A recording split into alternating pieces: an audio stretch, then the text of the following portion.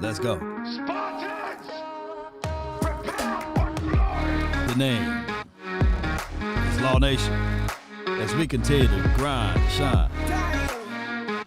Be sure to hit the like, share this content. Happy Saturday to you and you.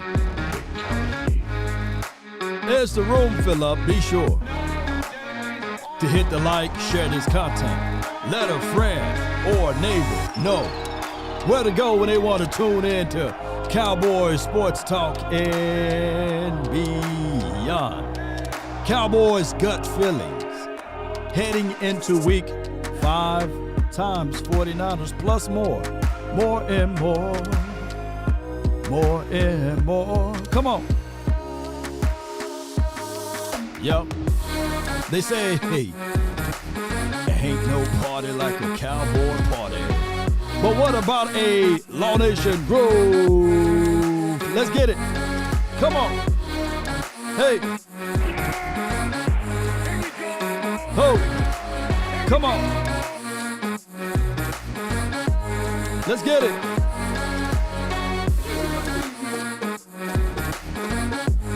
To the window, to the walls, to the sweat.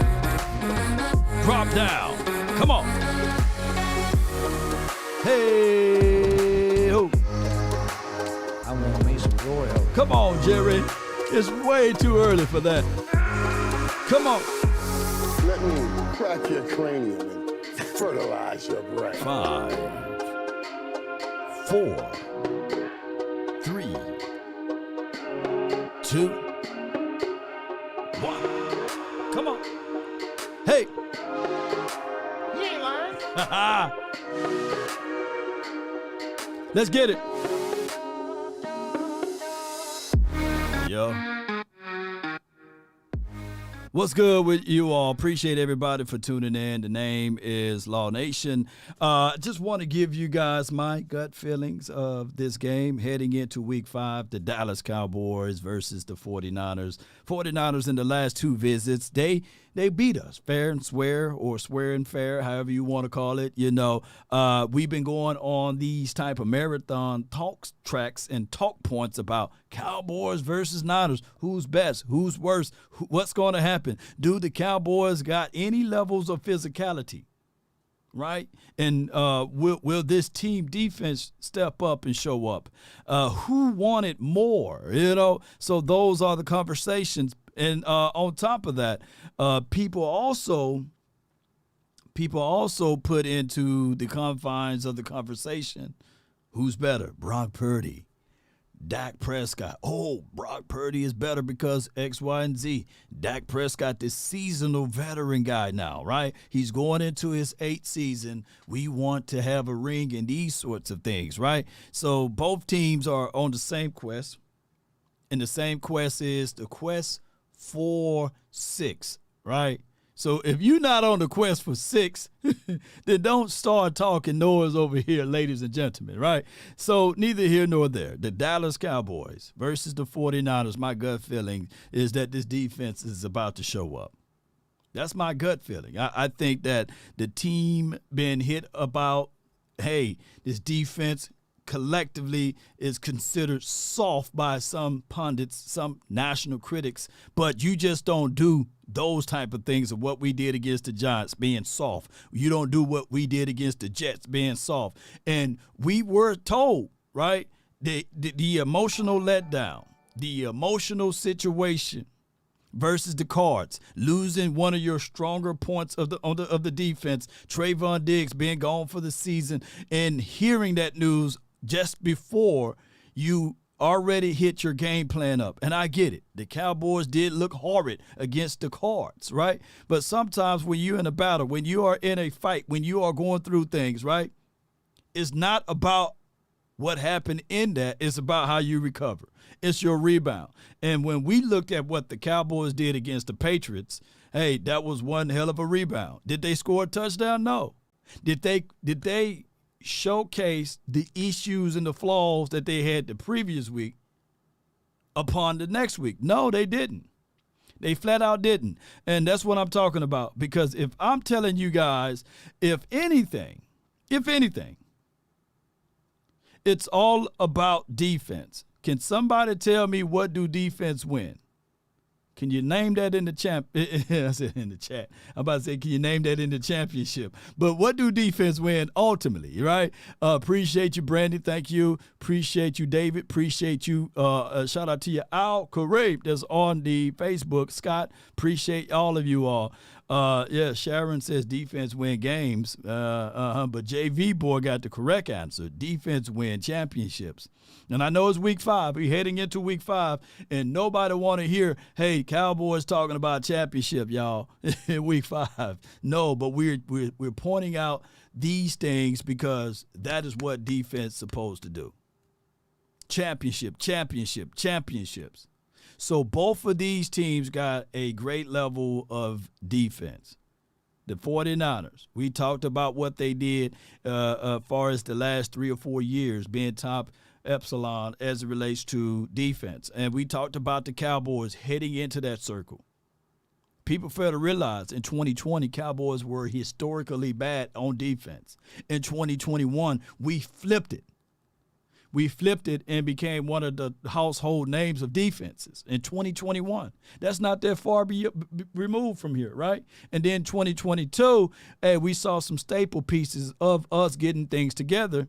And normally, as a DC in your 3rd year, you see some things that's happening unbelievably. You know what I'm saying? Like, dog, this defense is finally is here because of the program, because of the knowledge of it. So my gut feelings is that if we still lean upon the defense, you know, in the 70s, there was a defense called the Doomsday.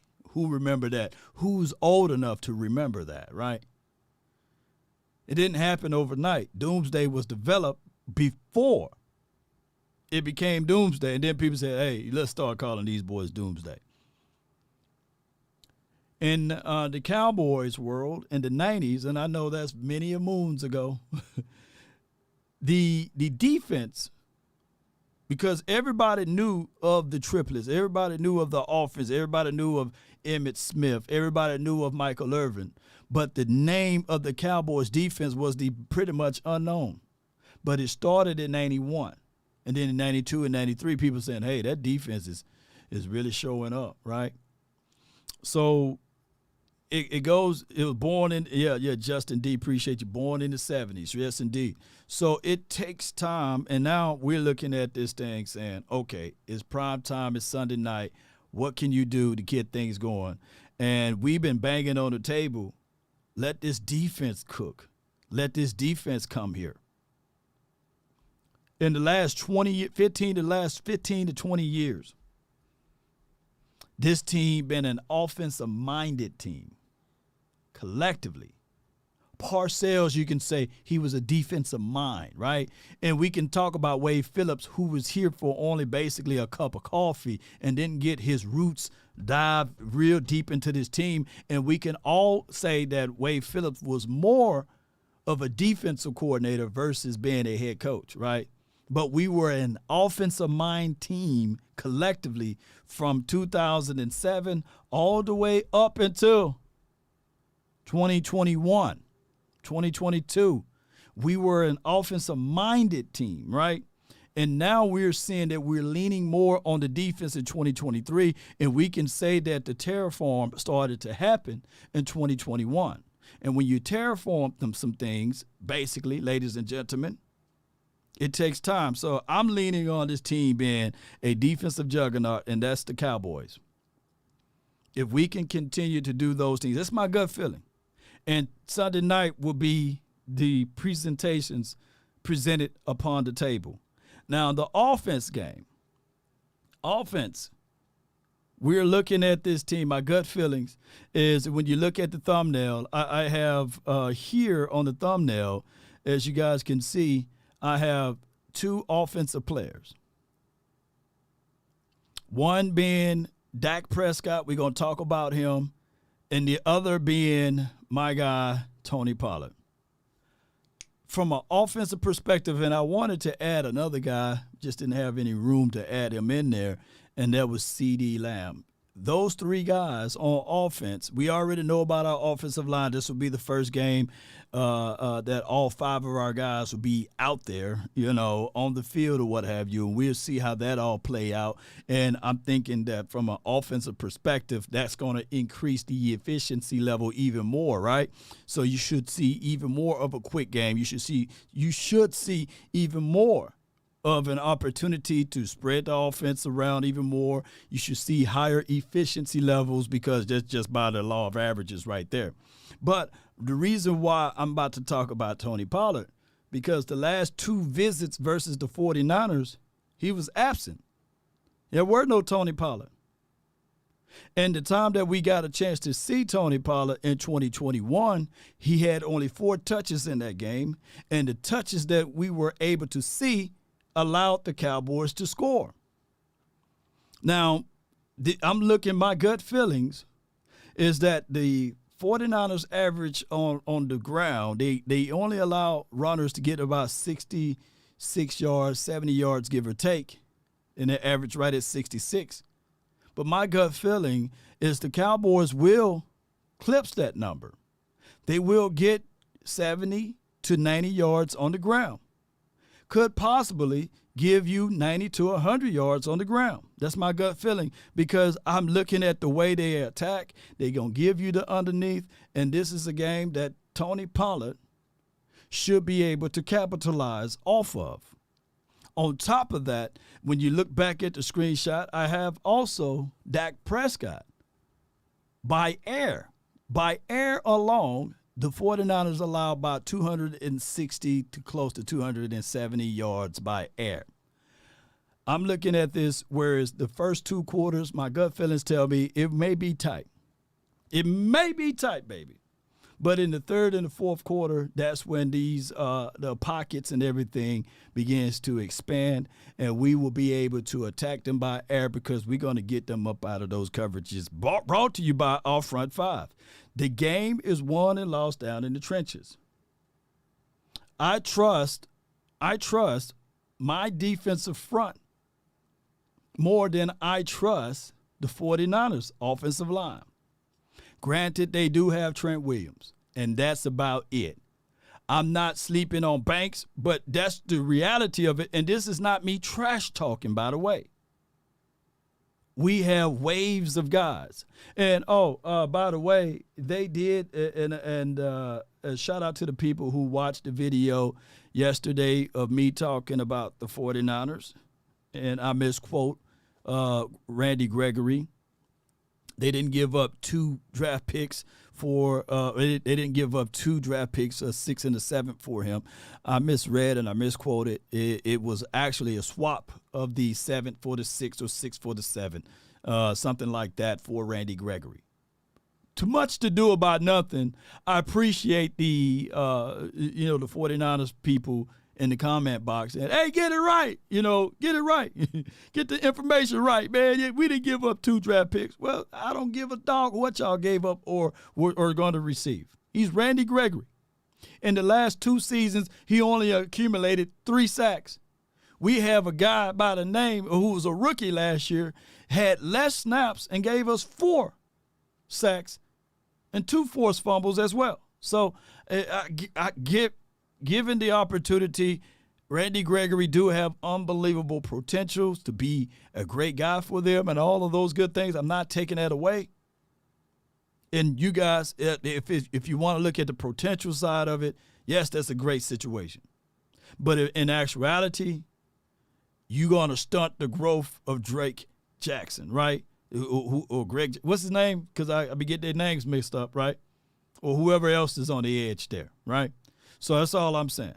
But I heard that Randy will not be activated on this Sunday night anyhow. But if he want to be able to give people the information of what the Cowboys like to do, then that's just wishing. That's just hopeful wishing. Because the Cowboys 2021's defense plays different from 2022's defense, and 2022's defense plays a whole lot different than 2023's defense. Show of hands of who knows that. Show of hands, who knows that, right? Bleezy says Gregory is horrible on run D. Yeah. So we are a different defense than what we were last year. And we have a different type of approach to the game than what we had in 2021. And last I checked, Gregory was here in 2021. He only been here for a spoonful of information and knowledge with Dan Quinn. So he don't know at all of what Dan Quinn likes to bring about in this particular game. So if anything, he will hurt the Niners trying to give them information. And he could be the ops. He still got family ties in Dallas. Shout out to him. Be the ops for us then, Lead them blind, Lead them right into the traps, the snares that we're going to bring about. J-Mac says 49ers 30 to Cowboys 17. I feel you. though, But Rev come back with 41 to the Niners 17. I feel you too. Yes, indeed. Let's go. So I would say this. Ladies and gentlemen. The whole mindset that the Niners may believe that they got an unstoppable machine with Brock Purdy, all of that stuff finna come to cease. Cease everything, baby. Who saw the LA Rams tape and how they were able to give pressure and put that man in a, hey, whoa, what's going on type of moments? Yes, ultimately, the ending score don't reflect that game. But if I'm a betting man, the Cowboys defense is way better than the Rams. And I get it. It was a divisional game. You're supposed to be able to play those boys tough. And Sean McVay, I think he's like 1-7 or 1-8 versus Kyle Shanahan. The only time that they actually beat the 49ers were in the playoffs. Playoffs, right? And they needed a miracle from there. So it's one of those things that when you start looking back at it, they were able to move the ball on them, and they were able to stop and slow them down. Now, granted, a win is a win, and I'm not finna discount that because somebody gonna hit me up, well, the Niners beat the Cards, and the Cards, beat y'all. So, hey, what's up with that, Law? What's up? That's why we love football. But it's the nature on how. And it took a perfect storm. Who ever heard of that? A perfect storm for the Cards to beat us. A perfect storm. 13, and I know I can hear somebody, hey, Law, those are excuses, Law. You love doing that, Law. So you mean to tell me the outcome of the game would have been the same if it were not 13 penalties? If it wasn't for 6 explosive plays? So if you hedging your bet on that, I got land on the moon. Shoot. And Bleezy said no Cooper Kupp. Yeah. Yes. So it's one of those things whereas I get it. People may think that this is going to be a cupcake thing for, dare I say, the wonderful Niners, for them to come over there and say, okay, well, we beat y'all in 2021. We beat y'all in 2022. Well, okay. Think it's going to be the same.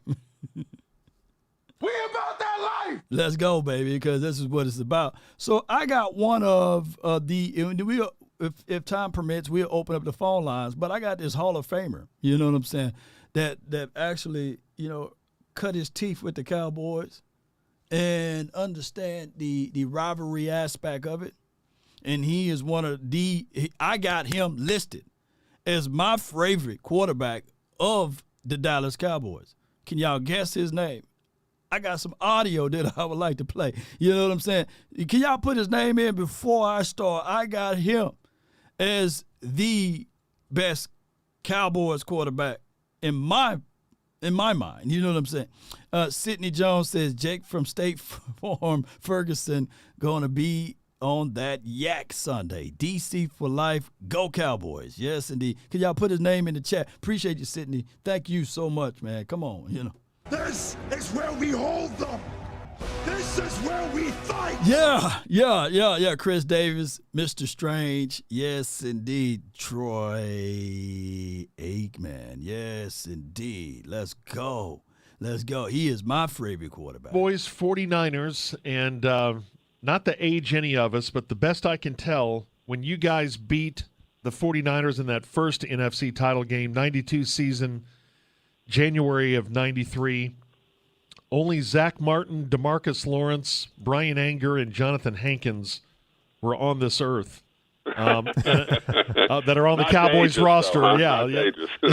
But not the ages. But I do wonder this because, like, when you were playing in those classic games in the early 90s, this rivalry already had a history. Yeah. You had Roger on your sideline. That meant something to you back then. Do you think it means something to these guys now, or do you think they're just more concerned about the recent history between these teams? Oh, yeah. Well, they're only worried about here and now and what's happened the last couple of years to them when they played San Francisco in the postseason. And some of those players don't care about that either because they weren't around. But for Dak, I mean, and the others who were, they definitely have memories of that and want to reconcile that.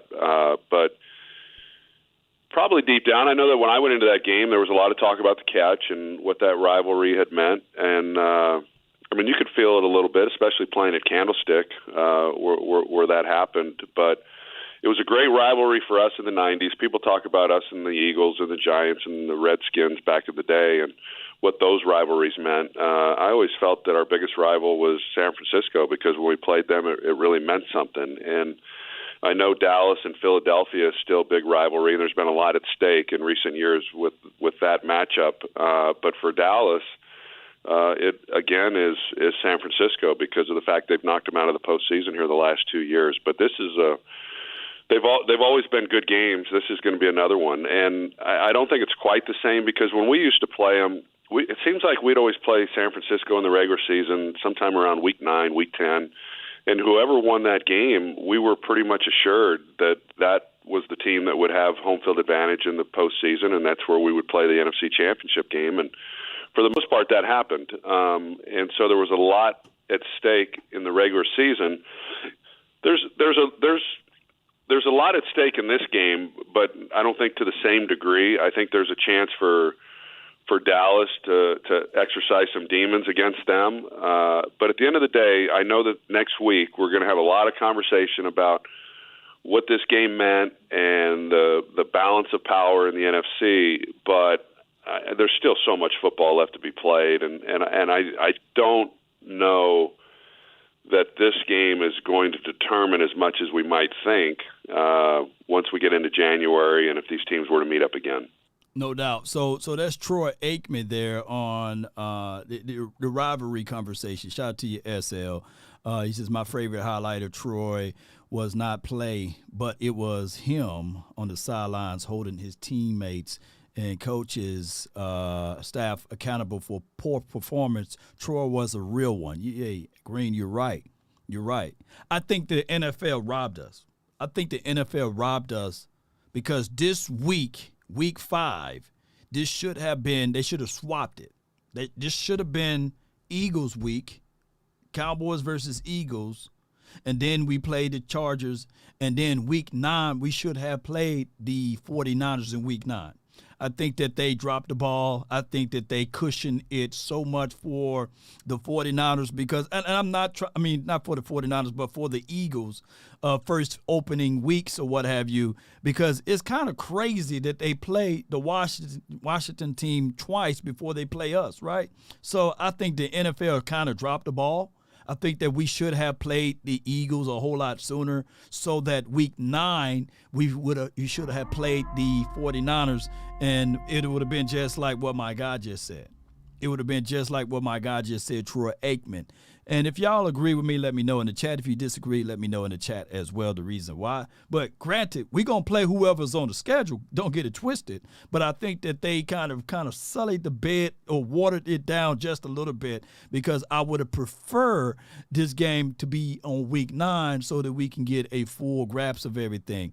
Yes, indeed. And the Eagles played the 49ers in December. Yes. So they should have at least looked at this schedule and then put our game in between that particular portion, because to me personally, it just feels kind of weird. And it's just the NFL trying to cook up some drama. So week 5, we're going to take care of business, and then in week 9, we're going to take care of business. One way or another, they finna catch this, you know what I'm saying, these hands, basically. Such an intriguing matchup, so many interesting matchups between the offense and defense on both sides. Let's start with that 49ers offense. How impressive is it, and what Kyle Shanahan produces with different quarterbacks, but with this running game and an offense that just appears to be really hard to defend?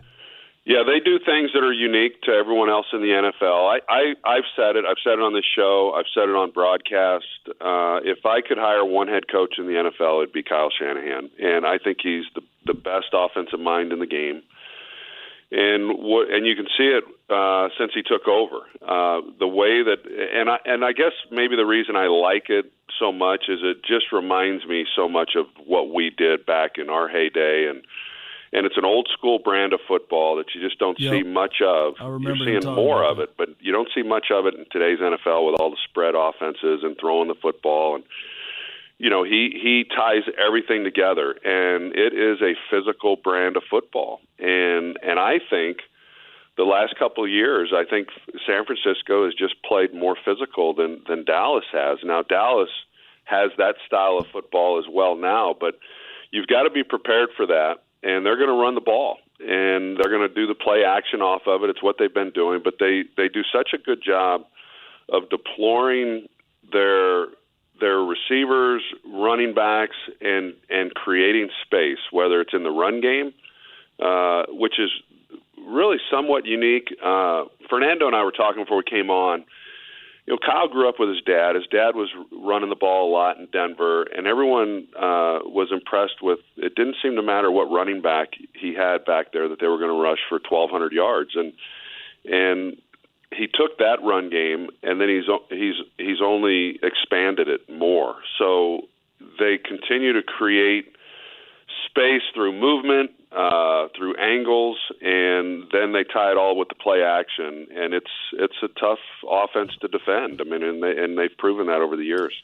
It's our weekly visit with the Hall of Famer Troy Aikman here on The Ticket, and part of that is a pretty inexperienced quarterback who splashed on the scene, and he just hasn't lost in games that he started. And some say, well, he's got this supporting cast and he's just perfect for the system and they don't let him do too much. You think Brock Purdy gets underrated by a lot of people just because of that? Yeah. Yeah, absolutely. And they do have good players, and they've got a good defense, and you know all the things. I've always said that whatever your weakness is on a team, it shows itself through the position of quarterback. So if you can't stop people, and you're constantly trying to play from behind, then the quarterback is the guy who has to bear the brunt of that, and the ball's on the ground or teams are teeing off on him, and people think, oh, this quarterback, we just, you know, if you're not running the ball, then you got to throw the ball. And so I feel like there's a lot of things that ultimately show up at the quarterback position, and maybe unfairly. And likewise, when you have a lot of good parts around you, then it makes playing the position easier. You don't have to be perfect on every play. You don't have to score on every possession. Their defense is going to do their job. They're going to run the ball. And I don't like the term game manager because I think it takes away from what quarterbacks have to do to win. And you've got to make the throws. Doesn't matter how much you run the ball, how successful you run the ball. There's third downs. You have to make key throws in games, and you have to make key throws in the red zone. And if you don't make those, you're going to have a hard time winning games. And so this notion that, hey, just don't lose the game, I don't buy into that. And for Brock, especially in this offense, there are some offenses that are very quarterback friendly, and there's others that aren't. And this one is extremely quarterback friendly, and we've seen that. And it's not taking anything away from Brock Purdy, and it's not taking anything away from Jimmy Garoppolo. But if you're smart and you make good decisions and you throw the ball accurately, then you have a chance to be really, really good in that system because of what we talked about and the way that Kyle Shanahan he schemes people open, and they've got really, really good players. Now, Brock. Hold on, before you go any further in here, man, y'all be sure to hit the like, share this content, let a friend or a neighbor know where to go when they want to tune in to Cowboys Sports Talk and beyond. And here's I love Troy's take on quarterback friendly. I do love the fact that he don't like the whole mindset of game manager, because Troy was labeled with that, right? He was labeled with, hey, he's a game manager. He's a game manager. And anybody will be able to do X, Y, and Z in this system. Remember Steve Berline? Oh, look what he was able to do. Hey, why would you use Troy? You know, and then we had Rodney Peete. We had a whole bunch of guys to come in, even Jason Garrett one year and on a Thanksgiving Day to show up and show out. And people were saying, hey, you know, in this system, hey, this is a system, a game manager system. And I would tell people, if you just look up Jim Kelly's, you know, offensive approach, he have about 100 more yards, 100 more, crazy more yards than Troy. He have over 100. I think he have over 100 more touchdowns than Troy, and his passing career and all of these things had crazy gaudy numbers, right? And he was considered at the time a better quarterback.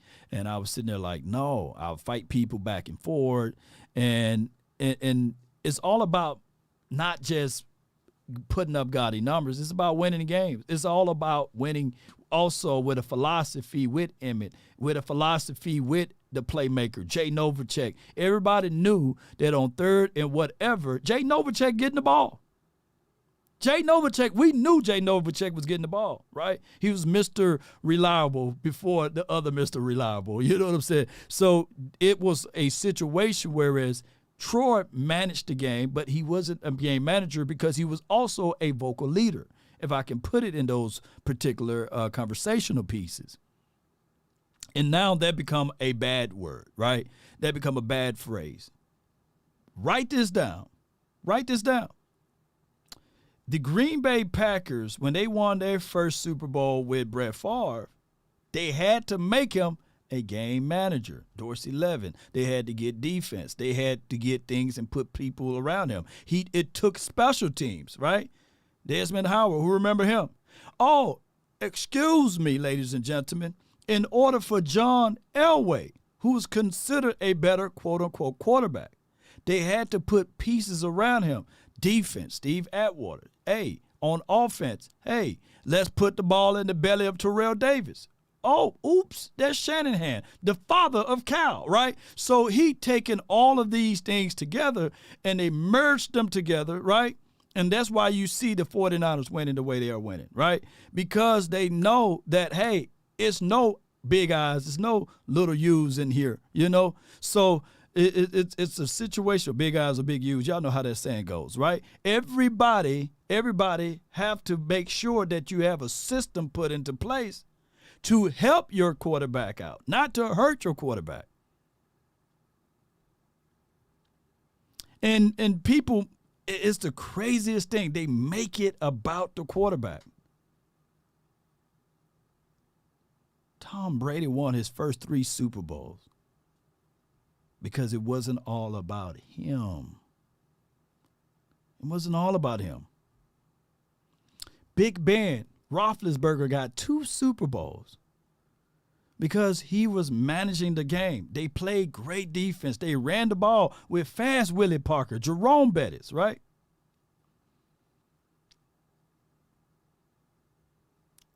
Because it wasn't all about him.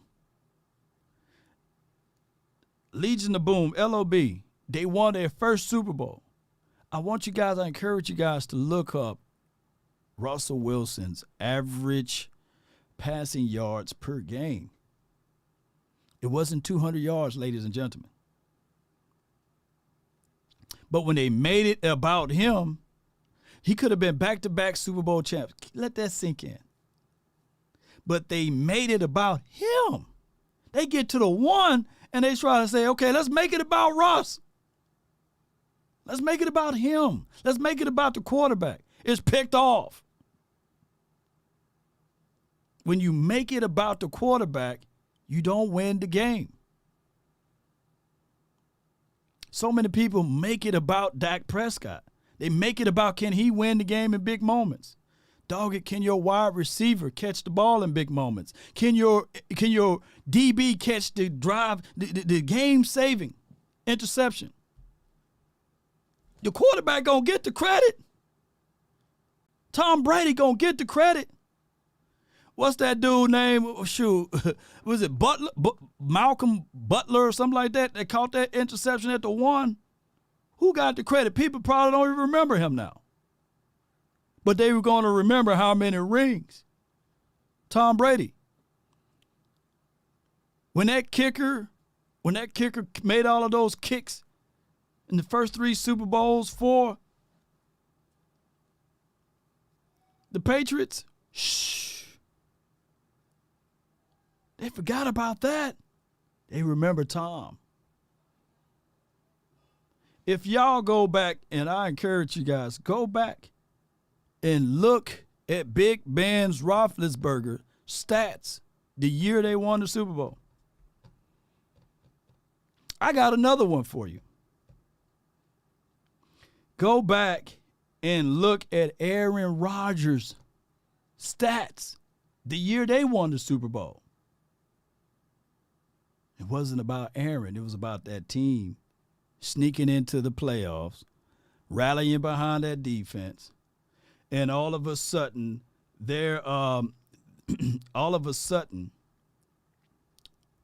Charles Woodson get hurt for the year. Can't finish out the season, but they still rally behind him. As Modi said, not Jimmy Butler, but it was a Butler, somebody Butler, you know what I'm saying? Shh. You know what's good for Brock Purdy right now, ladies and gentlemen? And I know he's a 49ers guy. It's not about him, but they trying to make it about him. But we know who the force multiplier is. 49er fans they really know who the force multiplier is. Woo! Man, we won this game. Man, we won that game. But in actuality, there's a little man in them saying, damn, boy, we sure needed CMC to bail us out. Shoot. Yes, indeed. Trent Difford. Yes, indeed. Warwick Dawn and all of those boys. Sapp. Yeah. If he was a first-round pick, people would be saying this guy's everything that we thought he'd be, and nobody would be questioning anything about him, and they would be talking about him like he's Patrick Mahomes. But because he was the last pick in the draft, you constantly are having to overcome that. Tom Brady had to overcome that as a 6th-round pick. It's just part of it. But here's what I know is Brock Purdy was coached by the same guy who coached me in college at UCLA. My offensive coordinator at UCLA was a guy named Steve Aikman, and that's who coached Brock Purdy in high school in Arizona. And Steve Aikman is one of the best quarterback coaches and best offensive minds that I was around. And so I do know that Brock Purdy was very well coached in high school, and I know that he is really well coached in the pros. I don't know anything about his college, coaches, but I'm assuming he was coached well there too. And I think he's the real deal. I think there's some people that are still skeptical, but I'm not. I think he's the real deal. He seems wired the right way, and he's doing a lot of great stuff. It wasn't really surprising that the Cowboys beat the Patriots, but it was a little surprising that they gave Bill Belichick his worst loss ever, wasn't it? For sure. I mean, to be in this league that long, what was the difference? Was 35. 35 points? Yeah. Hey, before he go into this, man, anybody could do that. See, they like to take a pitcher of water and they water down what we do over here. You know what I'm saying? Anybody can do that because the hatred of the star is so bright, right? The hatred of the quarterback is so grandiose, right? The hatred of this team and what we're doing. They water it down. You see what they do here, ladies and gentlemen, they put more weight on what happened in the Cards game versus any other game we had this season. They would say that, hey, the Cowboys versus the Cards, that's who they are. That's who they are. And that's what they put more weight on. But there's only a few of us, right? Only a few of us as good content creators and a few fans, right, that tell it how it really is. And people, they are waiting for us to lose versus embracing us when we win. That's representing the silver and blue. They are waiting for the bad things to happen. Oh, we're not worthy to go on this spree. We're not worthy to win. We're not worthy to go into 49ers land to beat the brakes off the Cowboys, to beat the brakes off the 49ers. They are so ready to be negative. They go into a dark room, they start developing. That's how negative they are. Whereas there will be other teams, when they start winning or when they start doing some positive things, you can't turn their fan base around.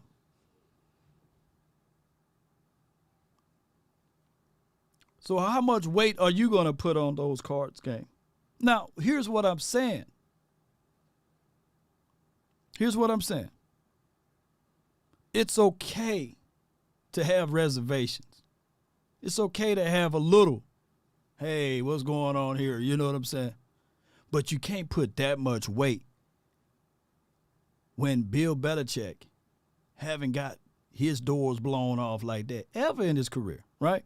Jay Versick says the boxing match of the week 5, is tomorrow night.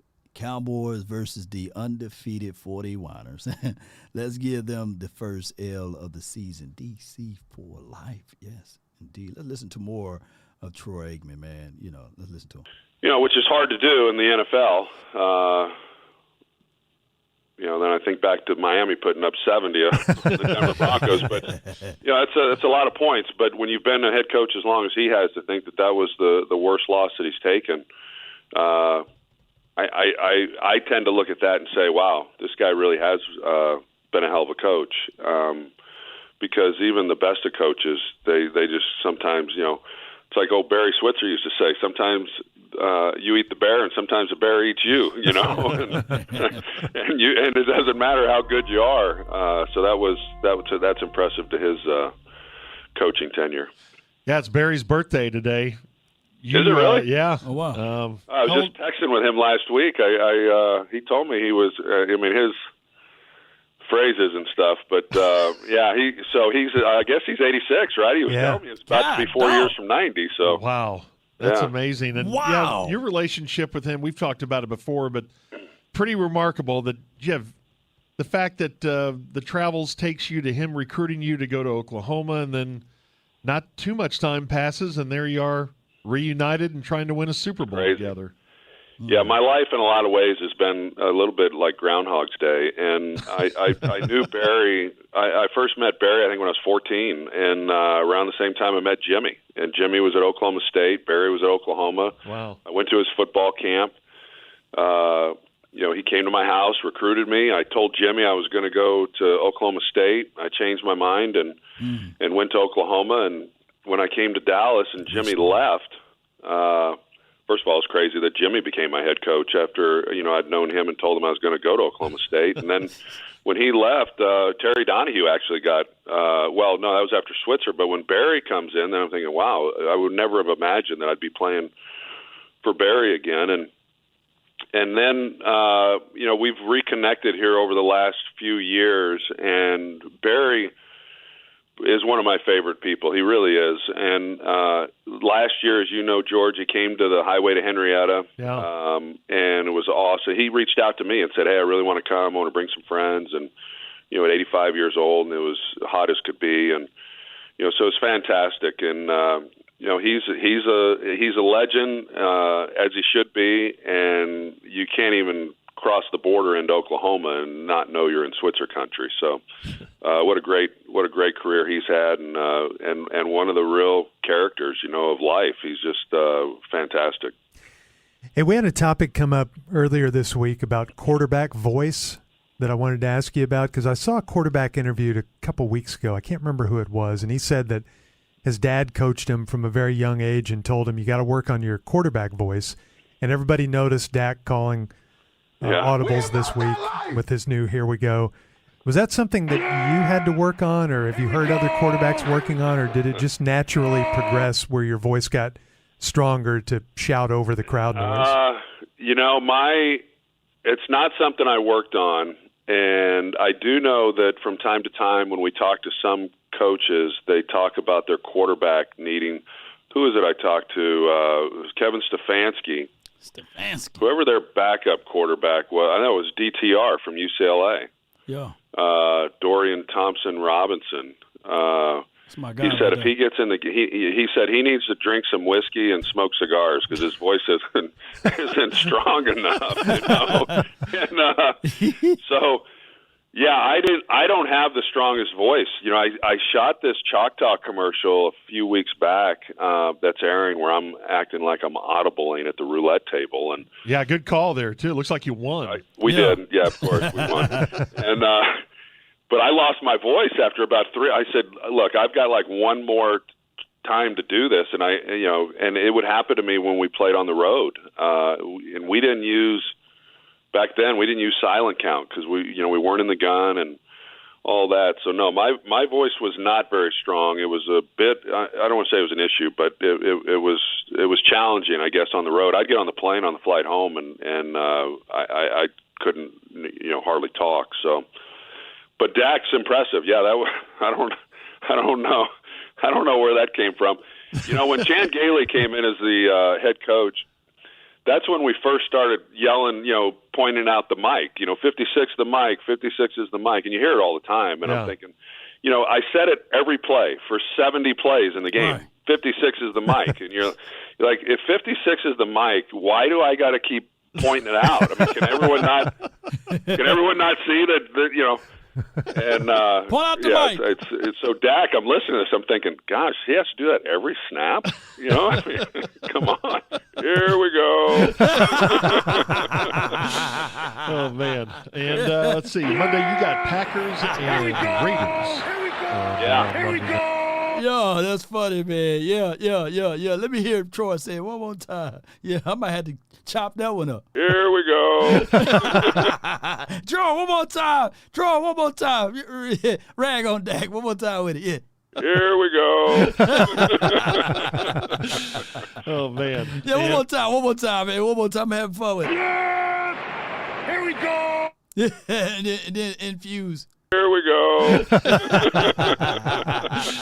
Oh, man. Yeah. And let's see. Monday, you got Packers and Raiders. We don't care about the Packers and Raiders, though. But, man, that was a great interview with the mighty Troy Aikman, man, with a little laughter, a little fun here on this beautiful Saturday evening here right before we play against the 49ers Sunday Night Football.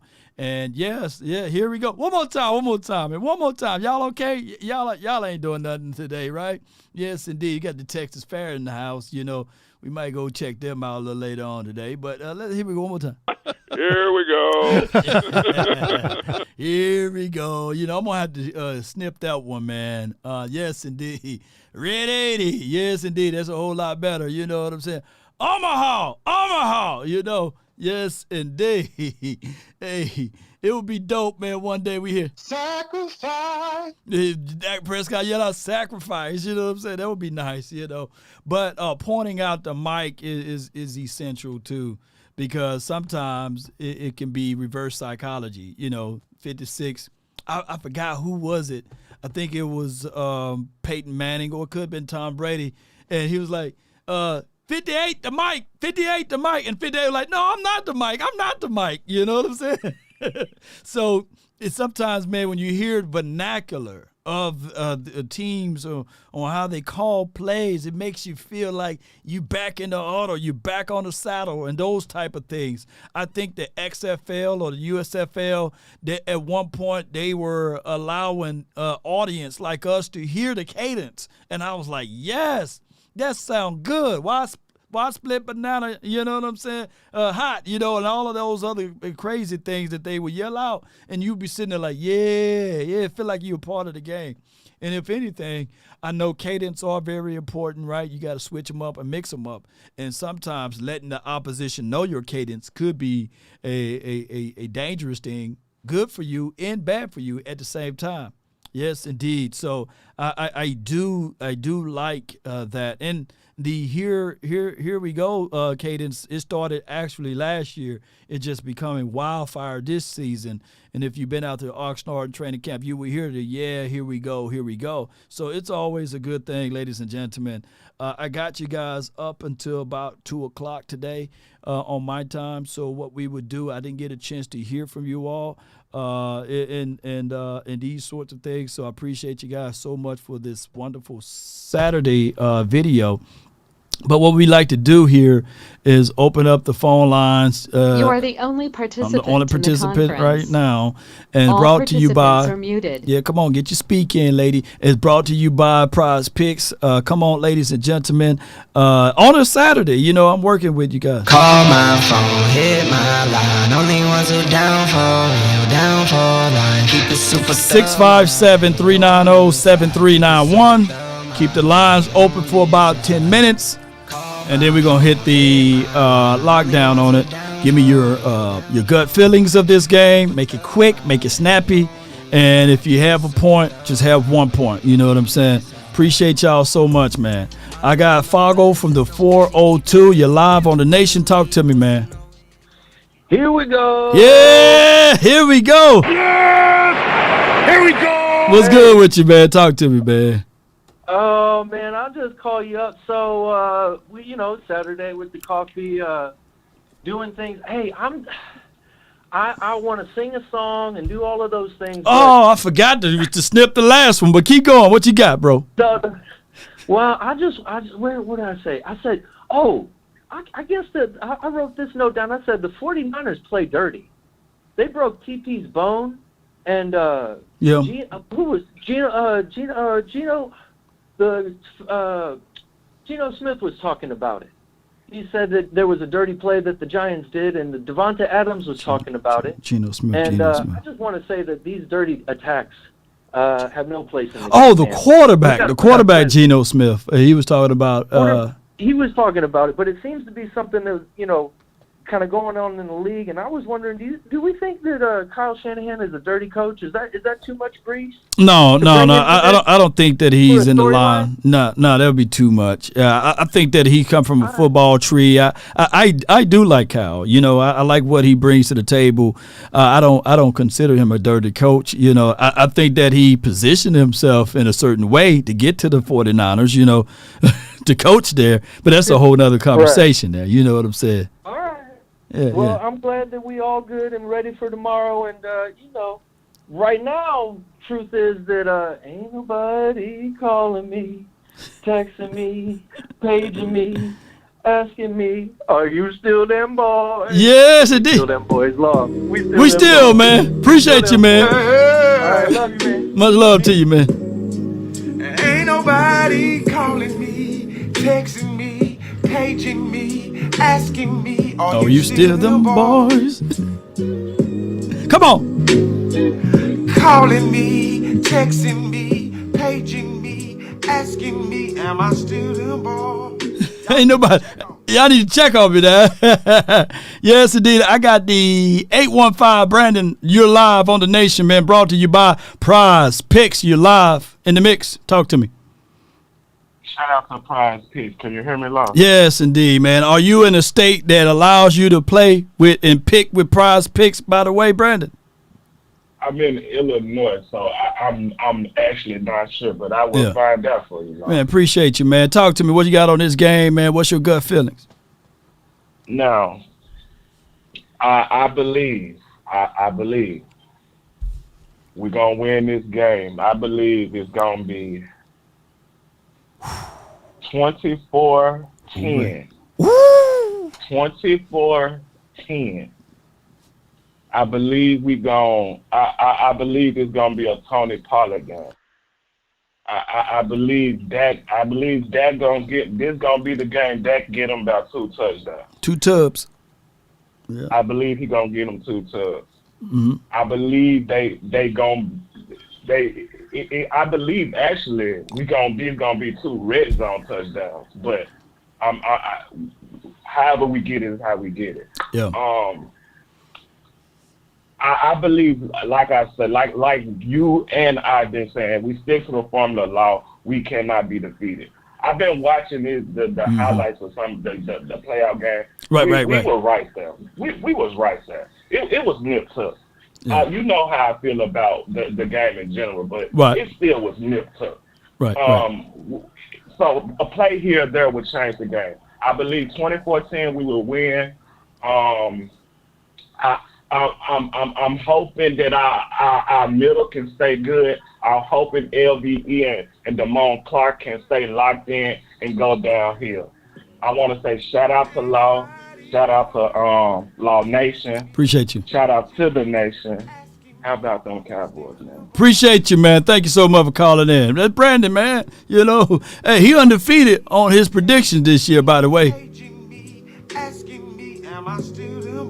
Yes, so. Check on me. Listen. I'm still them boys. I got my favorite uncle, man. Uncle Charles, you're live on the nation, man. Talk to me. Man, what's happening, Lord? What's happening, man? How your family doing, bro? Hey, man, all is well. Took the kids. They got some good waffles and eggs this morning, and they springy. So, yeah, and they're ready to go enjoy this good weather that we have outside somehow in Texas. Talk to me, man. Oh, man, it's a beautiful day that God has made. Let me tell you, you tell them little queens out there, Uncle Charles said hello. All right, we'll do. Well, I would definitely. Man, yes, sir. Let me tell you something, man. And people getting these predictions and stuff, this is my prediction. As long as we got more points than the 49ers, that's what I predict. As long as we got more points than them, that'll do for me. Let me say this. I got a complaint. Okay. I got a complaint. Okay. Let me tell the Cowboy Nation something. Let me say this. I watched the game between Arizona and the Cowboys. Mm-hmm. And I looked over there, I see badass over there with Martin, and they had regular clothes on. But then I looked to the left, and I seen Tyler Smith standing on there with his thick ass, fully clothed. Mm-hmm. I couldn't understand. I'm like, what the hell is going on? Yeah. We got to stop babying these players, man. Right. This ain't a damn preschool. Right. This is not a preschool, man. This is not a preschool. If you're going to dress out, play. If you're not, stay your thick ass at home. Mm-hmm. Don't come out there to the game out there. This is what I'm talking about, man. This is what I'm talking about. And everybody is an uproar about Randy Gregory. Let me tell you something. The Cowboys didn't go get him, the 49ers, and which is a slap in our face. Now, this should be motivation for tomorrow night. Mm-hmm. That was a slap in our face. They sit right there and get him before the game. See, they dirty. Yeah. And they low down. And we need to get up all up in their back, and that's what we need to do. And to tell you something, man. Mm-hmm. Listen, we got at some point, we can't keep losing to this team. Right. At some point, if we keep losing to this team, Mike McCarthy's going to be looking for a job. Now, Jerry can tell you anything he wants to. I don't trust no man that got a house on the water. He got a house on the water.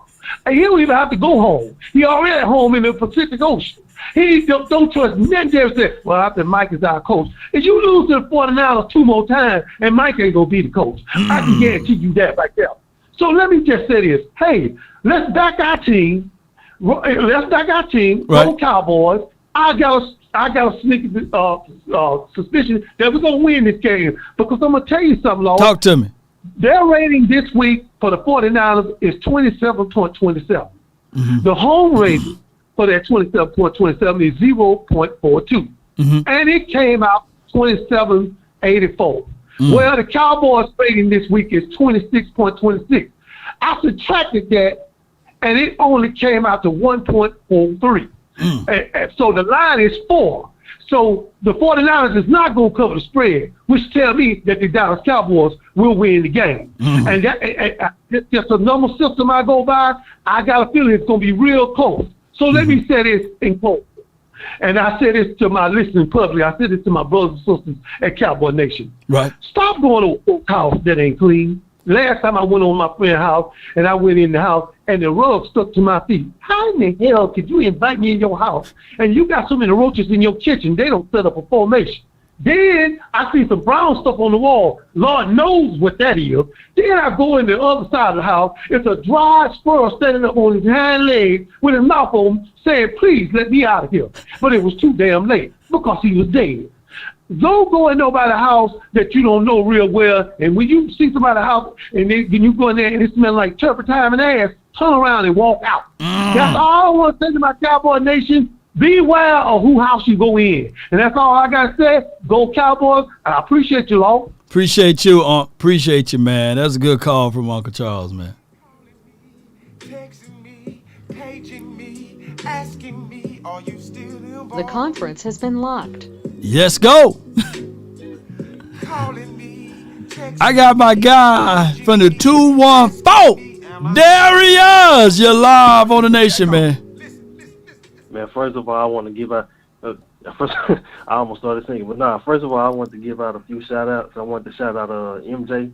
Some of MJ's his in game, like the way that he see the game, like right in the trenches. Like when he's talking about, scoot 71 over here, put 63 out there, put.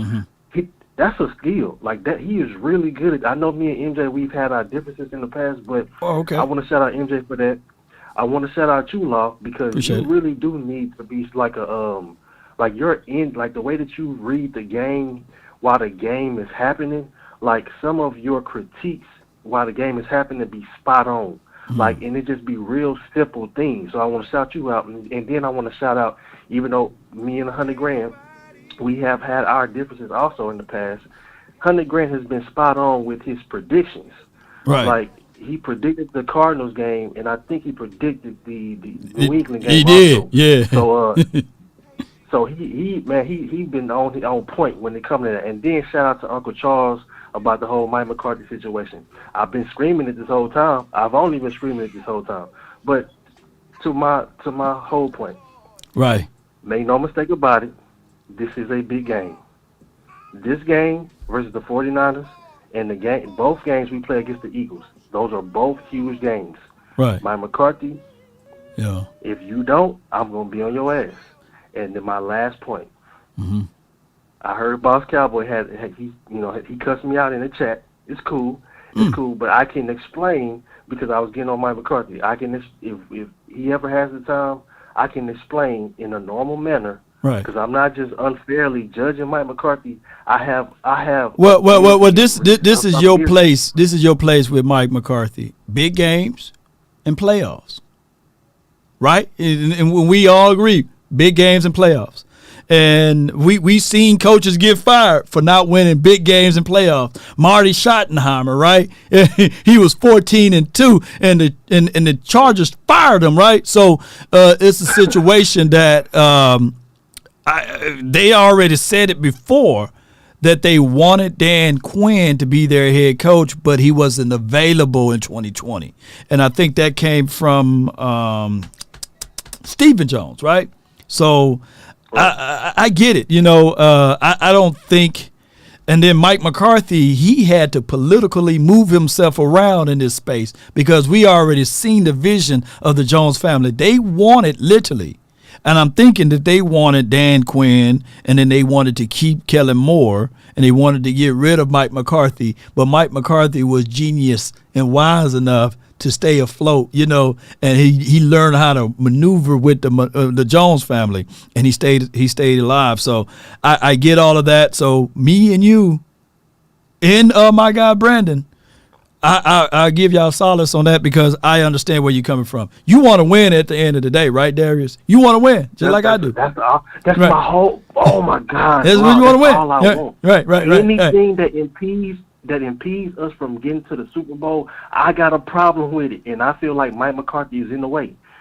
But here, and that's the only way where you and I disagree, because I'm with the belief, if, damn it, they gave Jason Garrett all of those years, man, let's at least give my guy Big Mike half of those years, and let's see what can happen after it or out of it. Because what I don't want the Jones family to do is for them to get rid of Big Mike and they go pick another Jason Garrett. You know what I'm saying? And then we live through that world or what have you. Because I can see something can grow with Mike McCarthy and Dan Quinn.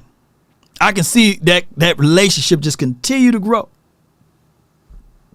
Cease everything. But he got one more year with me. I know he. It's the last one. I feel you, man. If you don't get us an NFC Championship, I'm done. I'm done with it. What's your gut feeling before I let you go about this game? What's your gut feeling? Oh, I mean, I got money on this game. I got big money on this game. I got us that we gonna run through them. And this is my gut feeling. That's how I feel about it. Okay, but let's run through. I'm on Mike McCarthy ass though. No doubt, man. Appreciate you, bro. Thank you for calling in, man. Yeah. Yes, indeed. That's Darius, man, from the 214. And if you got money on it, man, be sure to hit our prize picks, by the way. Y'all know how that goes, man, because at the end of the day, that's what we want over here, man. Rome wasn't built in a day. I got my guy from the 210. Doc, you in. Talk to me, man. What's up there, Law Nation? How you doing, brother? Hey, man, I'm doing great, man. Talk to me, them man. Cowboys? How about them, man? How about them? Hey, I'm going to throw something. I've been in my lab. You had to go back and check on a few things. Okay. And I was looking at them statistics last year, the Cowboys and 49ers game. Mm-hmm. Okay, the red zone, they were both 1 for 3. Purdy got sacked 2 times. Dak got sacked once. Okay, they throw the ball, it's 2nd and 2. Mm-hmm. Why the hell are you throwing the ball on 2nd and 2 in the red zone? That was the mistake in the first place. The ball should have not been put in the air. Yeah. I don't know who called the play. I don't know if it, but I think that was a mistake on their behalf. Christian McCaffrey, he had under 100 yards receiving and passing. Same thing go for Debo. Yeah. C.D. Lamb had 117 yards receiving. Yeah. Longest one for 40-some yards. I don't know if you know all that. We probably have to look it up because I know your football savvy that you better check it out. Yeah. And the way things, they keep saying how they going to just beat it. The Cowboys' defense is better than it was last year. Oh, yeah. I don't look for a close. Me, myself, I don't look for a close game. I look for the Cowboys beating about 20, if not more. I really do. Uh-huh. I really do. So, and all this Mike McCarthy and all this, coaches coach, players play. Players play. Yeah. You can only coach. I mean, they got to do the performance. So, I don't think Mike McCarthy's bad. He's a winning coach. What, 3rd, 4th winning he coaching in the NFL? He's the best thing that happened. He trumped, in my opinion, at this point, Bill Parcells since he's been here. So he's the second best coach we done had since Jimmy Johnson. And shout out to my guy Scott Simpkins. He says, so we only want NFC wins or Super Bowl win. My boy DQ didn't win a Super Bowl. I'm just saying. So yeah, that's my guy Scott that's in the chat. But I'm with the belief here. Believe it or not. Call me crazy though, Doc. But not Dan Quinn, but Mike McCarthy is having a better start of his coaching situation here than Jimmy Johnson. Call me crazy. You know what I'm saying? Because yeah. It took Jimmy about 4 or 5 years. So I'm thinking that I'm not putting Mike McCarthy ahead of Jimmy Johnson, by the way. But what I'm saying is that he is literally the second best coach we didn't had since. Well, he's the second best coach we had since Jimmy Johnson.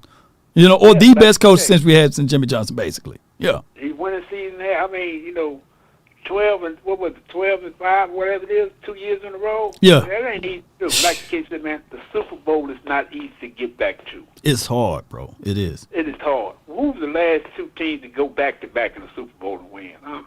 I mean, ain't that many teams have done that. I think ain't that many teams have done that. I think the New England was the last team or what have you, but yeah, it's hard, man. It's hard. I believe it was them. I don't know, but yeah, it's hard, man, to get to the Super Bowl. It's hard to ultimately win that thing, Yeah. I appreciate but you. I really, Go really ahead. want them to beat these Cowboys so bad is because when I turn on my TV Monday morning at 7 o'clock and watch First Take, whatever it is, with my boy Stephen A. Smith and Shannon Sharp, I want to see what they got to say. Yeah. That's gonna make my day. Hey, you know they move. They got some big shoulders, man. They pick that goalpost up and they move it. And it's damn if we do, damn if we don't. They say, well, what about the playoff? Just wait. Just wait. Just wait. It's just a big. We talking about now. Yeah, yeah, man. That's a hard situation, man. It's literally every year Super Bowl or bust, bro. I appreciate you so much, Doc. Thank you so much for calling in. Let me hear you say it. How about them goddamn Cowboys? How about them, baby? Shoot. Yes, indeed. So them boys got some big shoulders, man. But it's still. Ain't nobody calling me, texting me, paging me, asking me, are you still involved? I got the freight. Oh, the fight. If Dak plays well, the Cowboys win easily. Just watch. I truly believe that, two things can be true. Because Dak if he plays just well, then all he have to do is just lean on his defense. Just lean on the defense, man. The defense going to take care of the rest. So and I think that the Cowboys understood that. And what we need to also, not just Dak, we need also Tony Pollard, wide receivers to catch the ball when they hit their hands. You see, when you go back and watch the LA Rams tape, the wide receivers played well. Matthew Stafford actually played well until that first INT. The guy was wide open. He hit him in his phalanges, but he was like, man, maybe my name is Noah Brown. And he tipped the ball up, and then the opposition was able to pick it off. And the momentum swung on that game, and it gave the 49ers back hope. And that's just how it goes. I got Queen Cowboys from the 910. You are in. Lady, talk to me. Hey, what's going on, Law? All is well. How are you? Oh, I'm doing pretty good. That's good. First, before I forget, let's make sure if Brandon is listening, that he knows to, as Queen or Queen Cowboy and all that other extra added stuff is not necessary, because I'm sure that he does not want me to get on him. I got him on the phone right now. You want to talk to him? Yeah. All right. Hey, Brandon, you're live with Queen. Talk to me. Or talk to us. Brandon.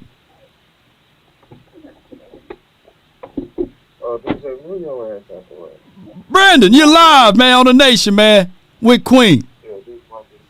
I guess he don't know his phone's still on. But go ahead. That's okay. I try to put the olive branch out there. You know what I'm saying? Yeah, because he know where I was gonna put his bubble lips at. So yeah, he was just scared, because he know he been calling me out my name on those shows, and I haven't said nothing to him. I just been keeping my mouth shut. But I got my points. Go ahead. What you got? What you got? I have 34 to 12. 34. I don't think they're gonna get 34 to 12. I don't see them getting 17 points.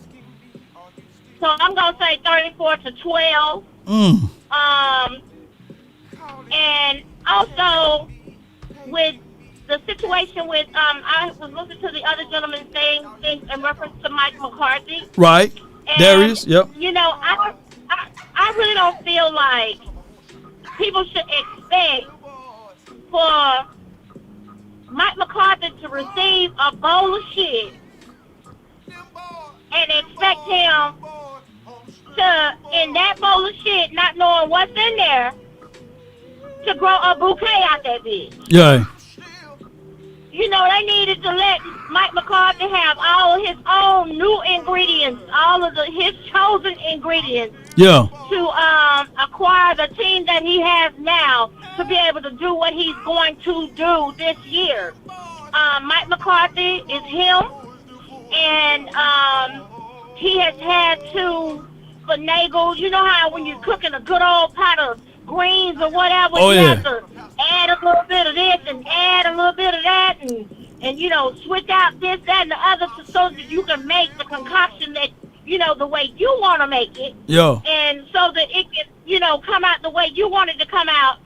He's needed that opportunity to do that over these last how many games we played? 4 games. 4 games so far. Yeah. Yeah. Put that ham hawk, put that fat back in mind. You know, put that ham hawk up in there. You know what I'm saying? Let it season and marinate. And then when I get the cornbread, just make sure it's hard. You know, I don't want no light skinned cornbread over here. I want the crust and everything. Put some butter on there, some margarine and all of that good stuff. Yes, indeed. So you gotta allow all of those ingredients. You just can't say, okay, the cornbread gonna be itself out of the box, and definitely don't want it out of the box. And you can't say basically, hey, the greens gonna cook themselves. No, man, that stuff marinate. I want the juices. We want all that. You know what I'm saying? That's Yeah. right. Yeah, I don't make no box cornbread. My cornbread, I made hot water cornbread. A lot of people don't know what that is, but I made hot water cornbread. Lord. Do you know what that is? Oh yeah, sure. Give me that hot water cornbread. It don't matter. I'm smash on sight. Yeah, I made hot water cornbread, skillet bread. Skillet! And, come on, SOS, oxtails and ice. You know what I'm saying? G Potter. Right. You heard you making me hungry. It's Saturday. You know, it's Saturday. I'm finna get some of that fair food and all of that stuff. But shoot, I might want to have to double back. Yeah, indeed, get some red beans. I cook all of that. I'm from Texas. I got taught out of Texas. Texas, You baby. know what I mean? So, y'all hear that? But yeah. So as far as San Francisco is concerned, I believe in my heart that we are going to take care of San Francisco. There's not going to be an issue with that. We got our starting lineup, O-line, for once and forever. And I believe that everybody has their mind right and they're ready to go. I just don't want them to make silly decisions, playing hero ball and all that other kind of stuff. I hope and pray that Arizona game got that hero ballism out of them. And that's all I got to say today. I want them to let them hang. Let them hang, to baby. The window, to the wall, to the sweat run down their ball. Let's go, baby. Hey, let's get it. That's my girl right there, Queen.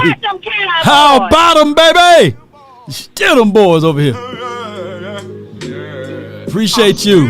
That's my girl right there, Queen Cowboy. Yeah. I'm still them boys, them boys, them boys, them boys, them boys, them boys, them boys. I'm still them boys. Now y'all don't want to call and check on Pastor. I'm still them boys. Yes, indeed. All right, we got Lee Cowboy for the 469. What's on your mind? Talk to me. What's up? How you feeling? Hey, man, I'm doing well over here. I can't complain. Talk to me. Good deal. In my opinion, I feel like the blueprint offensively for Dallas was set in the last preseason game. I feel like Dak has to utilize his ability to run, use his legs, but he needs to slide. Not be diving forward, slide Right. and be able to extend the play. That's why I think will elevate this offense even more if he uses his legs more. Secondly, Dallas, in my mind, is the best defense in the league. Nothing against San Francisco. Yeah. But if you look on tape, what they've done the first 2 games, you know what I mean? It's obvious that, in my opinion, that they're even the best team in the league. That's just my opinion. Yeah.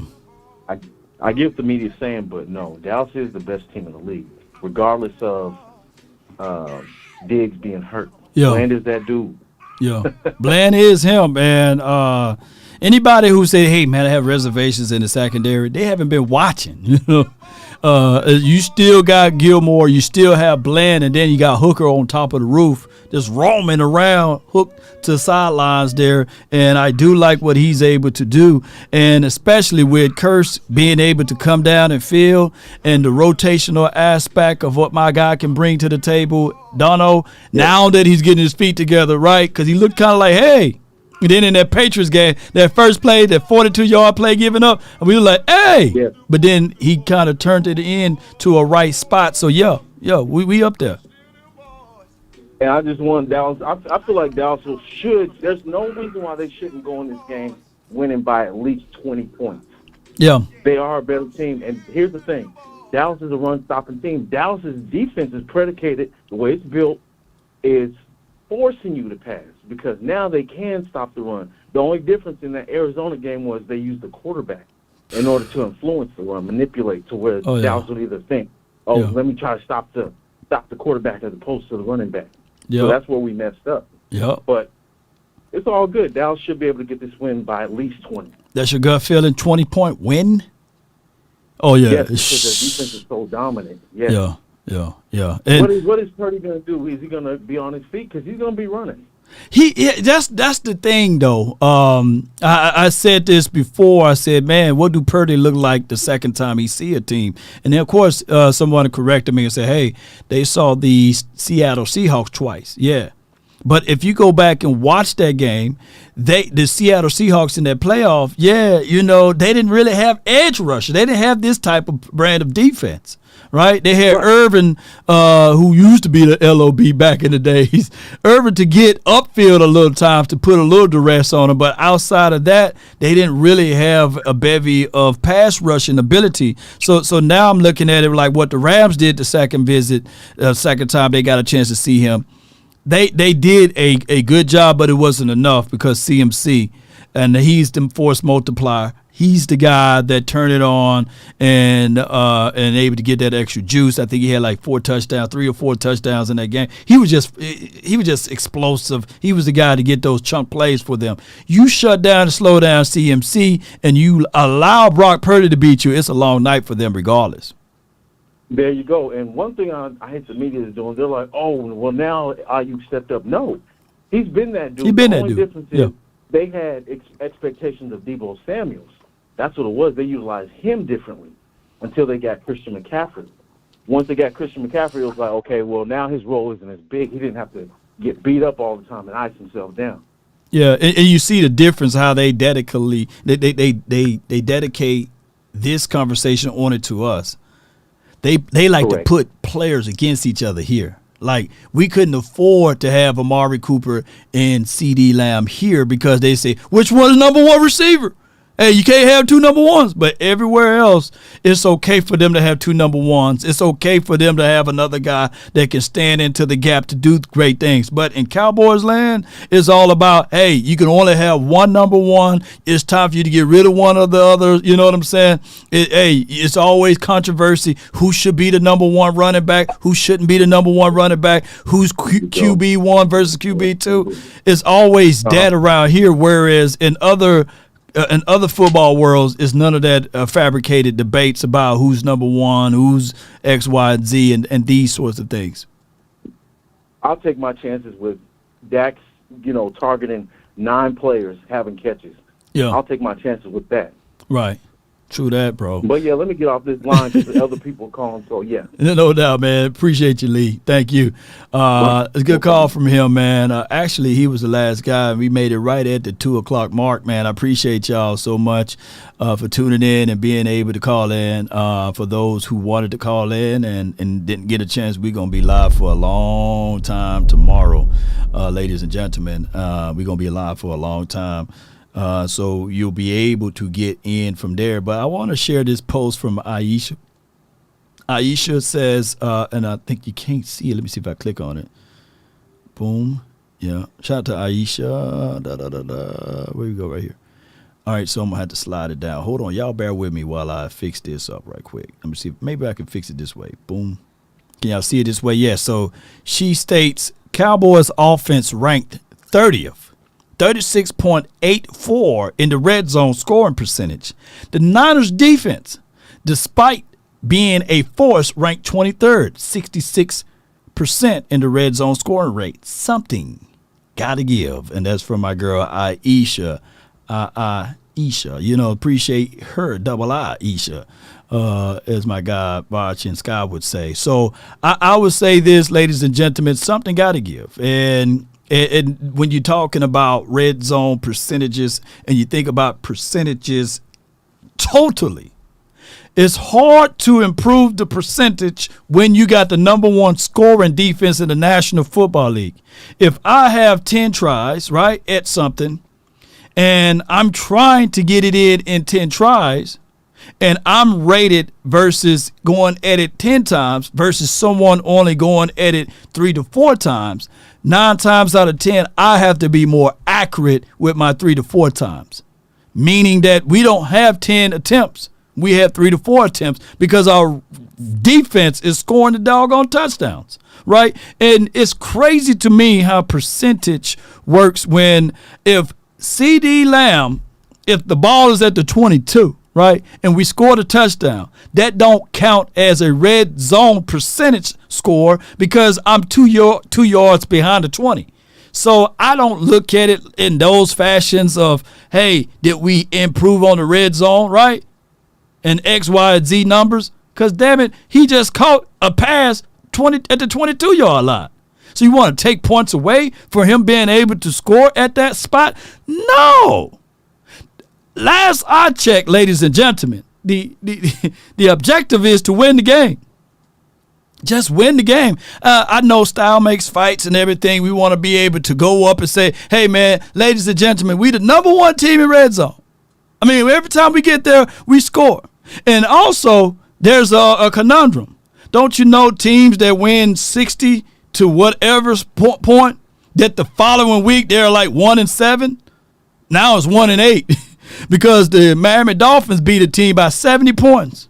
And the following week, guess what they had? You know what I'm saying? There's something new. There's something new about this because crazy that it be, there's always a controller. Right? Shout out to Brandy. Make Brock Purdy uncomfortable in the pocket. You're right. Yes, indeed. Whew. There's always a controller.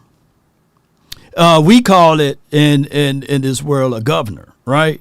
On your car, you may have 160 on your dash. You may have 210. You may have 200 miles per hour on your dash. But there's a governor, a regulator, right? That regulator controls how fast your car can really go. But there's also an unseen thing, the invisible hand. You know what I'm saying? The invisible hand in the NFL and the National Football League. And the invisible hand are the aficionados. And I'm not saying that the Cowboys get hosed in their Cardinals game by the aficionados. But they want to be able to let people know that, hey, you under control, baby. So on a big play, you seen it just felt that way. Every big pass, when y'all go back and watch the play-by-play analysis, I close my eyes and say, Lord, don't over-celebrate. Are there any flags, right? And I'm not trying to make this. I don't want Niner people to say, hey, Law is only saying that the Cowboys lose because of the aficionados, right? But have you ever thought about that? You know what I'm saying? The independent person to say, hey, whether or not this person can play and can't play during games. You know what I'm saying? When you seen Tyron Smith fully in pads, running around in the sideline, all of a sudden he can't play. I'm not saying that the game is rigged or something like that, but there are some adjustments that steps in, baby. Or who control. I think that Jamal Adams, he had got concussion protocol, and he was like, "No, I'm ready to go."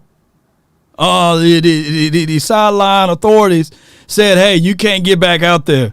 Why? I know 2 + 2 is 4. You know what I'm saying? I can see, I can read and write. You know, that independent person said, "Hey, he had more control of Jamal Adams than Jamal Adams at that point, or anybody or the coaching staff." If he say you can't go back out there in the field, shoot, you can't go back in the field. Albert, we are live. We are live. Yes, indeed. So I'm just saying that there's always a system of control. in anything that you do in life. That's just what it is. It's a system of control. And if y'all think that these owners are in control, no, it's somebody that his name is unseen. He flies under the radar. That probably own the NFL collectively, you know what I'm saying? They answer to somebody, you know what I'm saying? They answer to somebody. Yeah, for real. Y'all think I'm lying? Shoot, Jerry Jones got a boss. Yeah, he got a boss. Whoever the owner for the 49ers, he got a boss too. Somebody, you think that you don't have a boss, you got a boss. Mm-hmm. Yes, indeed. So don't forget that this is a business of entertainment. So don't y'all be getting too all off into your feelings when good and bad stuff happens. Shoot. They call them Vegas, you know what I'm saying? It's somebody in Vegas. Yes, indeed. The refs do cheat, especially when it comes to the Cowboys. No. They sway the opinions. They sway the opinions. They have the influence. And influence is the great big thing. They make you believe. They control your mind. You know what I'm saying? They make you feel like, hey, and you can feel the narrative. You know what I'm saying? They will make you believe that this is good for the sport of the game, right? This is good for the outcome of the game.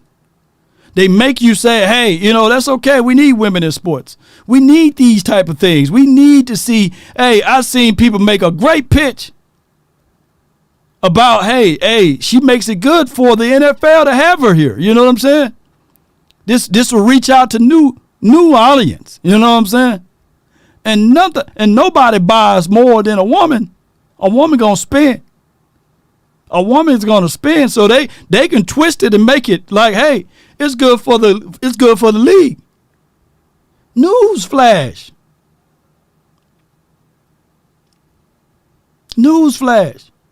She ain't the only celebrity dating one of these players, right? If that's the case, then every week there should be a celebrity girlfriend of the week. She's not the rich. Well, she's a billionaire, but she ain't the richest. That's somebody who's smashing. Oh, my bad. I forgot I'm live. That's somebody, you know what I'm saying, clapping some billionaire cheek. Oh, I'm still saying it. There's some stuff out there, baby. Y'all know what I'm talking about. You know what I'm saying? Man, shoot. Hey, y'all think. Hey, the realest commercial out there was that doggone Buffalo Wild Wings commercial a couple years ago. That brother could get on the phone. He said, press that button and sprinklers pop up. You know what I'm saying? Come on, man. Drew, this is, if I got law, this is terrible. You better than this. Excuse me. I haven't made one excuse yet. I haven't found one person to out-debate me on that. I haven't found one person. I haven't found one person to say, hey, well, there's no excuses. Because, Drew, I don't know if you are the Eagles,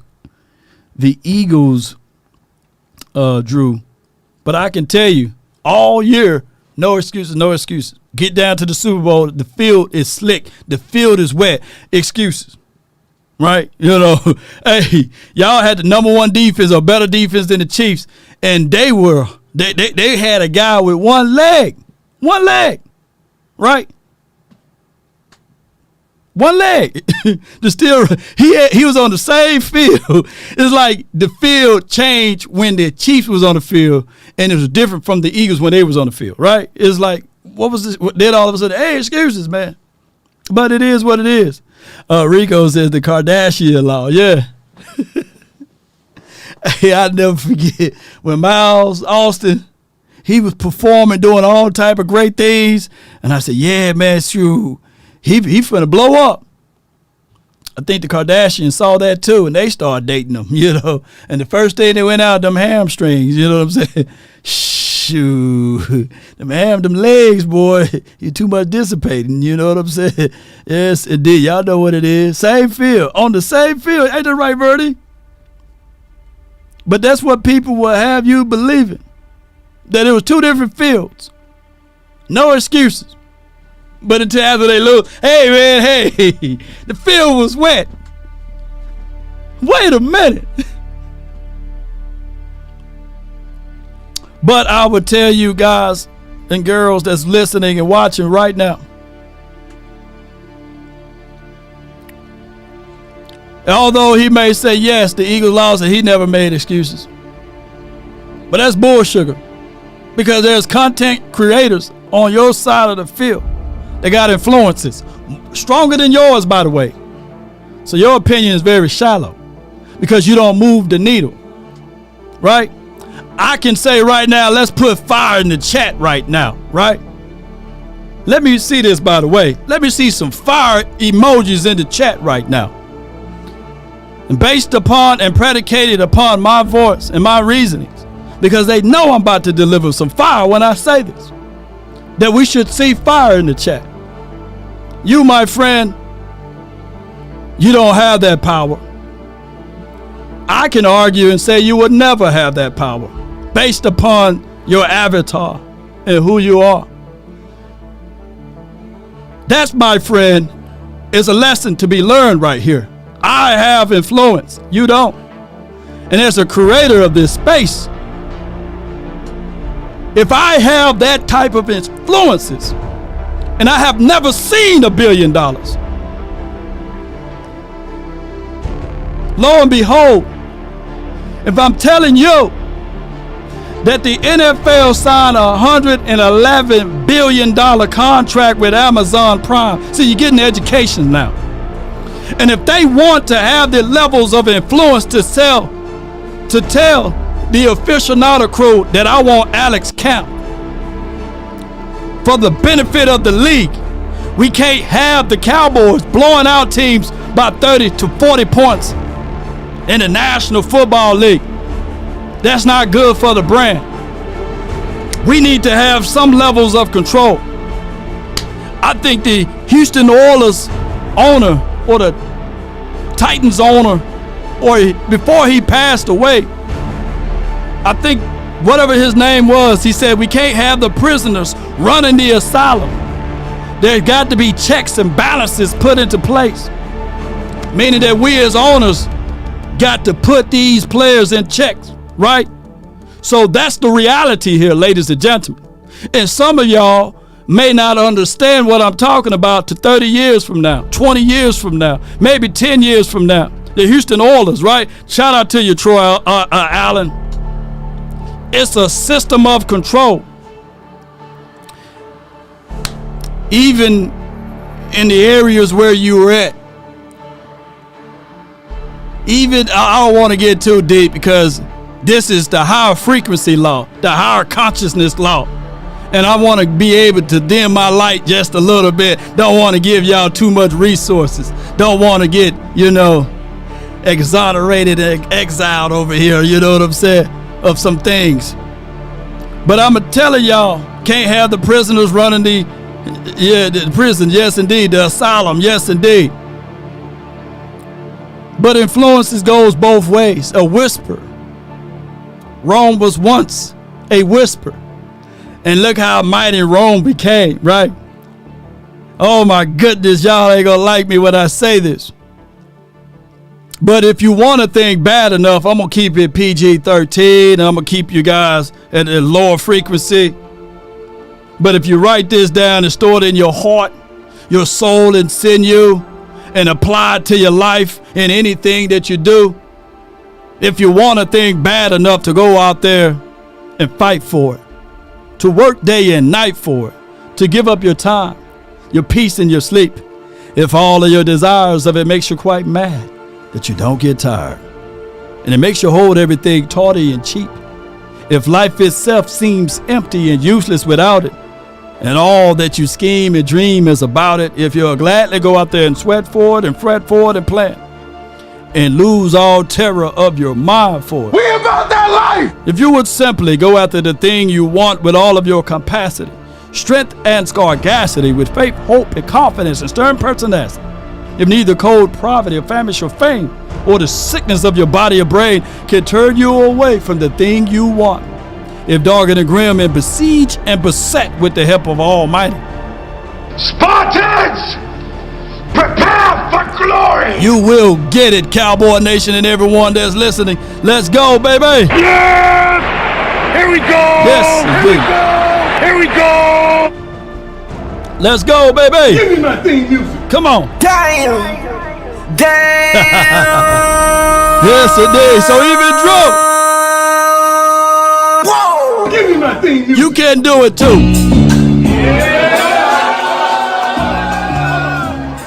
Hey, come on. Roll those cranes. You are listening to nothing but the buzz. Can we check or something? I've been really in the field, Come on. Donaldson, appreciate you. I've been really in the field. East Side, appreciate you. Shout out to CJ. Sydney Jones, SL Gray, J Versick, Brandy. Let's go. Shout out to my guy, Uncle Charles. Man. Lately, I just wanna run it up. Need them ones, I need them fives, need them tens, I need that change to the safe. Got blues inside. Come on. Greens and pinks, it's all the same. Hey, Eastside Harold, do me a huge favor. Update your thumbnail now to CJ. Come on, man. Let me see CJ out there, man. Come on. Update your thumbnail, bro. Come on, man. You had Deshaun Watson for all of those years. Come on, let me get CJ up in there, man. I mix Nike with designer, I experiment. Low key. I got some connections Eastside for Houston. I told them, I said, man, I'm a diehard Cowboy fan, but I can probably parlay, you know. I got some connections though. Shout out to Paul Wall.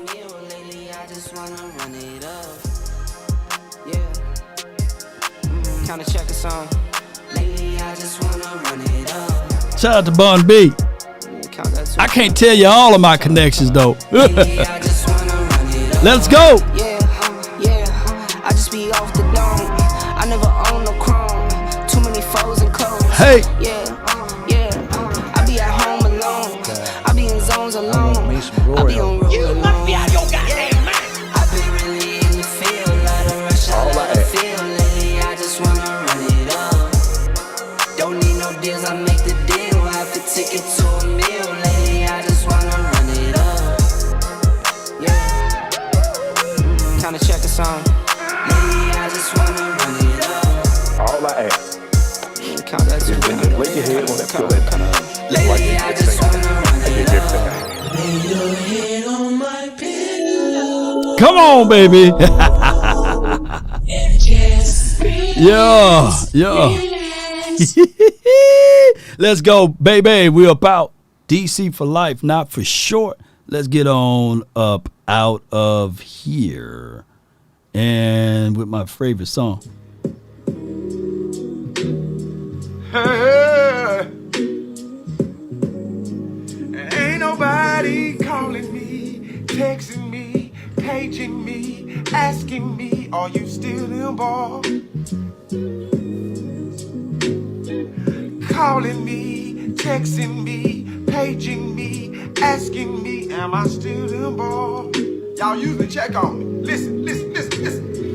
I'm still in boys. Hey! Woo! Shut up, my boy. Hey! I'm still in boys. Oh! I'm still them boys. I'm still them boys. Yeah.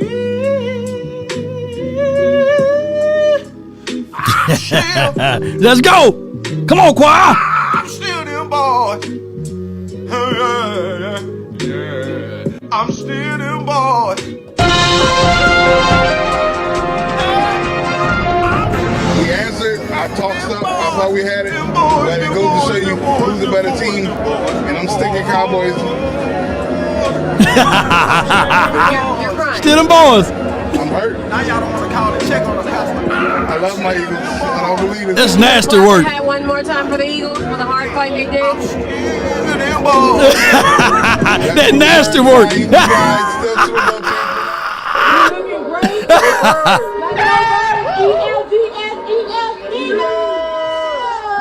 That's what my guy Drew. Drew. Was that you, Drew? Hey, Drew. Hey, I'm ready to go. But Drew, Uncle Drew, was that you and your Swedes, man? I'm about to go, and I see Drew, Uncle Drew. You are the Eagles, Drew. Hey, let's one more time, Drew. Is that you and your Swedes, man? That's Uncle Drew. Let's go Birds. E-L-T-S-E-L-T-S.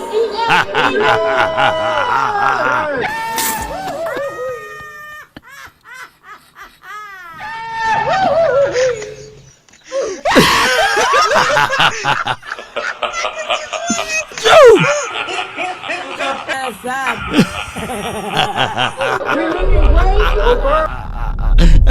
Hey, Drew.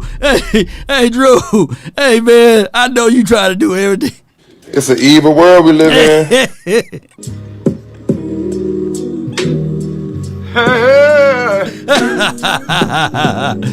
Drew. Ain't nobody calling me, texting me, paging me, asking me, are we still them boys? Yeah, yes indeed, man. Let's get on up out here, man. calling me, texting me. Come on, man. We gonna get on up out of here. One love to y'all, man. Appreciate y'all, man. Y'all check out Drew and his Swedes, man. Come on.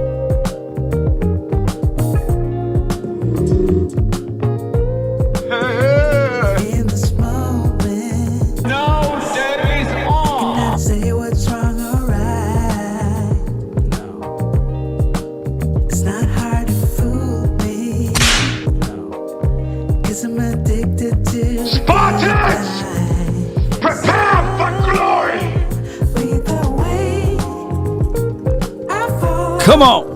No need to say where we are heading now, babe. I follow. Uncle Drew was like, man, I ain't gonna try to correct her. I'm trying to pound town tonight, you know. God dog, boy. Pound town, Drew. That's sexy red auntie, y'all. It's an evil world we live in. Are you not entertained? Are you not entertained? I want me some glory hole. You don't want that one, Jerry. Come on. Hey, we came on a mission and capture or kill. Come on. All I ask. Cause I know what I'm getting into. All I ask. Nothing can stop me. Cause I'm addicted to with you and I. Now, so the cocaine's happening. When does that crack come into play for you?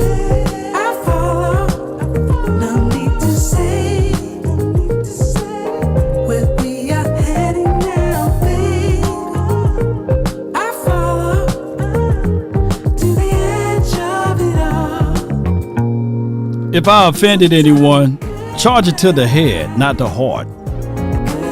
That's listening to the soft souls of hits and oldies.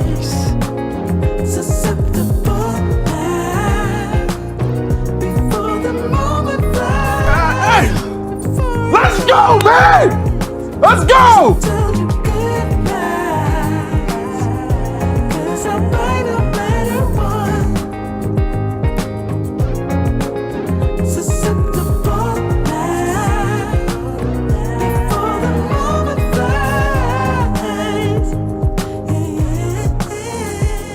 Let me crack your cranium and fertilize your brain.